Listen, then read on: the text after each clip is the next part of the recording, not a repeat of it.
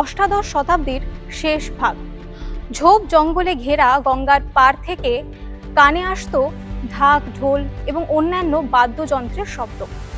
যাদের কানে এই বাদ্যযন্ত্রের শব্দ পৌঁছতো তারা বুঝতে পারতেন সেখানে কি ঘটছে।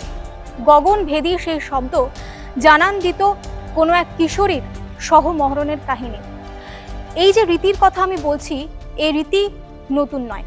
এই যুদ্ধ, এই লড়াই 200 বছর আগের এই রীতির বিরুদ্ধে প্রতিবাদ করা শুরু করেছিলেন এমন একজন মানুষ, তাকে গোটা ভারতবর্ষ বলে ভারতের প্রথম লিবারেল। তিনি আজও রাজা রামমোহন রায়। আর শুধুমাত্র একটা কলম দিয়ে যে সমাজ পরিবর্তন করা যায় তা শিখিয়েছিলেন ঈশ্বরচন্দ্র বিদ্যাসাগর।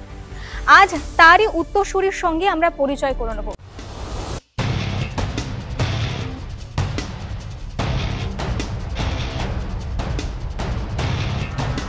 যিনি বিগত বহু বছর ধরে এমন এক সমাজ সেবার সঙ্গে যুক্ত রয়েছেন যেখানে এই রীতিগুলোর বিরুদ্ধে, কুসংস্কারের বিরুদ্ধে লড়াই করে যাচ্ছেন।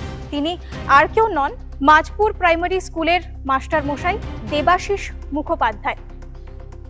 অবশ্য তার আরও এক নাম রয়েছে, তাকে পপুলারলি লোকে গোলাপ সুন্দরী নামে চেনে।